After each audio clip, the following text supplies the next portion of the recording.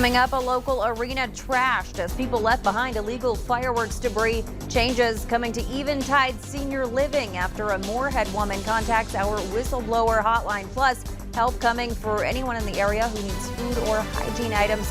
Valley News Live at 10 starts right now.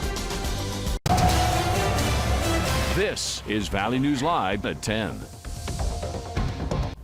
Good evening, everyone. Buckle up for the roller coaster ride. You're going to wake up to a different day than we had today. Temperatures set to drop 20 degrees tomorrow, bringing rain for many of us. We head straight to meteorologist Nathan Hopper with a first look. Nathan.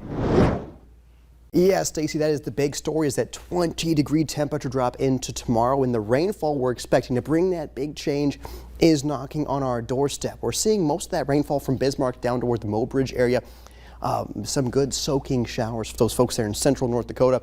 Taking a close look here into our neck of the woods, we are seeing some light rainfall there through Stutsman County into portions of northern Barnes County, and even in extreme northwestern Cass County, even seeing perhaps some few raindrops there near the Oriska area. I can't be ruling out some raindrops near Hallstatt also, but by and large, no lightning or thunder in this. This is just some rain showers we're seeing, but I still can't rule out an isolated rumble of thunder here or there as we go through the overnight hours tonight. Look at these temperatures, 70s for most everybody, 78 Fargo, 74 in Grand Forks, 68 already in Langdon. So that cool air is making its presence known already for some folks, Stacy, but of course we'll talk more about how much rainfall we can expect and let you know how long the cool weather sticks around in a few minutes.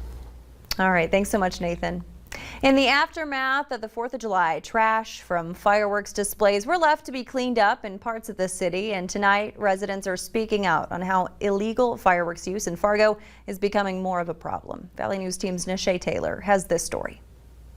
This is the mess left behind after people set off fireworks in the parking lot of Shields Arena in Fargo while celebrating the 4th of July. The remnants of burned packaging and debris left to be cleaned up. The important thing to note here is that fireworks are illegal within Fargo city limits, but some still chose to rebel. That it's the 4th of July, so people are like, oh, well, might as well do it if you're going to do it. And not a lot of people want to take the effort to drive out of town. I think especially if it's not allowed in the city and it's said that it's not allowed in the city, then it probably just shouldn't happen in the city. Some people say the ongoing fireworks can be a bit of a nuisance. People just kind of haphazardly shoot them off everywhere, and so for people, PTSD or animals and all that, it is a little bit of an issue. And that careless use of fireworks kept the city's fire department very busy just in the last 24 hours. Fargo fire officials stated 12 out of 15 fire calls they responded to were fireworks related. One resident says those who use fireworks in the city should look at the bigger picture. I think we just need to do our best to make sure that we're protecting not only the city infrastructure, but also like the farming surrounding communities. In West Fargo, it is legal to possess fireworks, and some people believe this could be making the situation worse in Fargo. They can get a hold of them very easily, and whenever people are just firing them off without any kind of license or anything like that, that it needs to be a little bit more enforced. Between Fargo and West Fargo, there might need to be a little bit of communication between the two cities to develop a sort of consistency. In Fargo, Nishay Taylor, Valley News Live. In the last week, Red River Regional Dispatch received more than 250 fireworks complaints. Yesterday alone, Fargo police responded to more than 80 of them. A Moorhead woman reached out to our whistleblower hotline submitting these pictures. Kim Tracy says she was shocked to see the condition of her mother's feet and says Eventide on 8th, the place her mother was living up until her death, needs to be held accountable.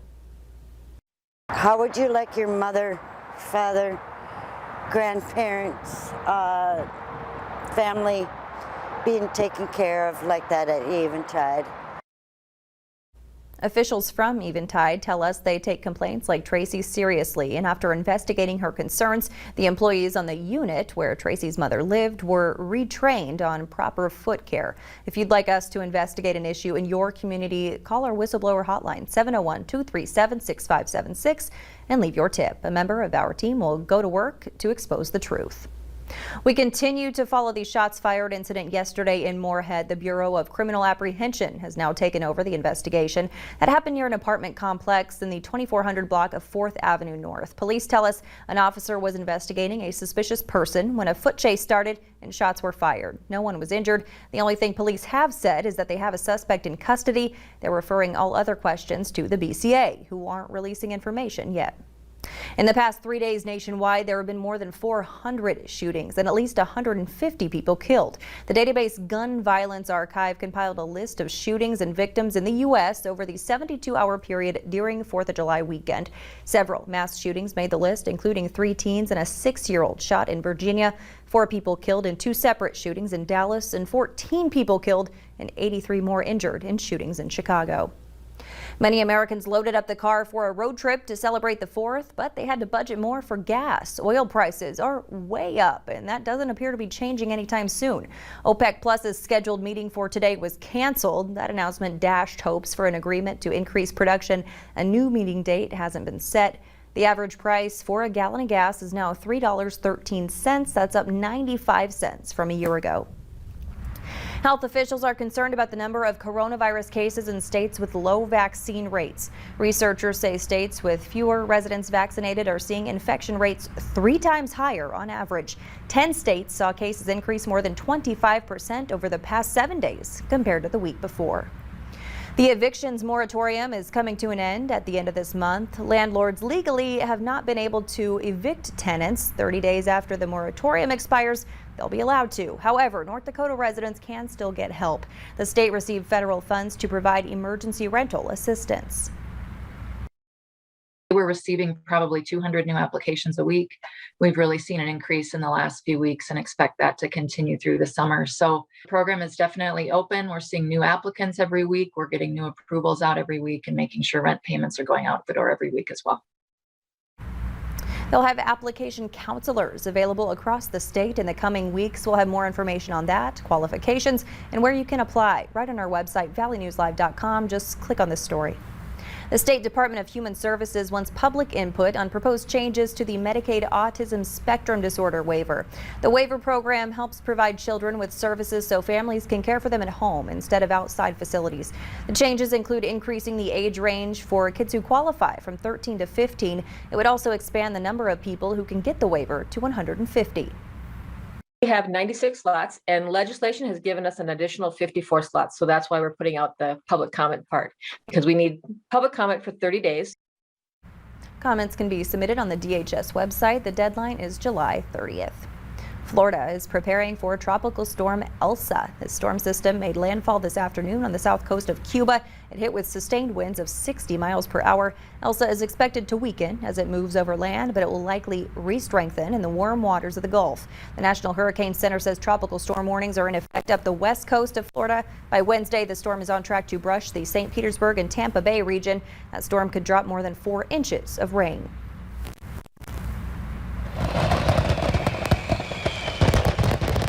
Check this out. A fireworks celebration on a Maryland beach had to be canceled after all the fireworks being set up for the city's 4th of July celebration accidentally exploded. Several employees of the fireworks company were hurt.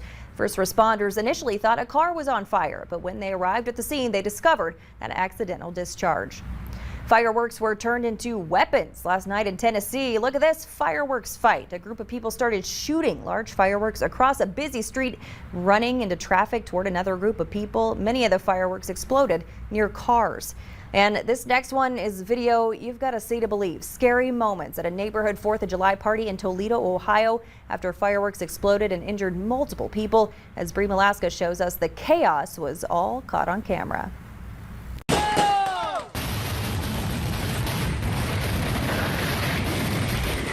A terrifying scene on Sunday night in East Toledo. There's a fire over there! When a 4th of July block party on Berry Street turned dangerous. It just exploded into mayhem. It was like a war zone. The road started rattling and boom, and everybody started running. Toledo Fire was called out to the 600 block of Berry around 10:30 for reports of a grass fire, only to find this chaotic scene. A Authorities say a U-Haul truck full of fireworks exploded, injuring multiple people. Witnesses telling us that a trash bag of used fireworks led to the detonation. Bag of old fireworks. Somebody threw it in the back of the truck, and once when they threw it in the back of the truck caught on fire. I thought it was just the fireworks, but then for the way the house was shaking, I figured there was something else. Yeah. And then we started smelling more smoke. TFRD Chief Brian Bird says that in his over 30 years as a firefighter, he's never seen anything like this before and has a strong message to those who caused the explosion with the illegal fireworks. Because we are lucky that nobody got injured or killed behind this.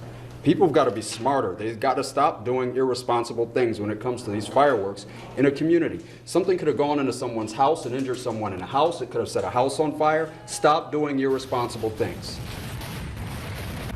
As for charges, that fire chief says that'll depend on how much evidence they're able to collect. Still ahead tonight, a major move in West Fargo. We'll give you an early look inside how groups are working to end hunger in the valley. Temperatures today, 80s and 90s, 90 Grand Forks, 90 in Fargo, 91 Park Rapids, 91 Wadena. Not going to be the same case tomorrow by any means. We'll break down how cool things get and talk about how much rainfall we can get tonight as well next.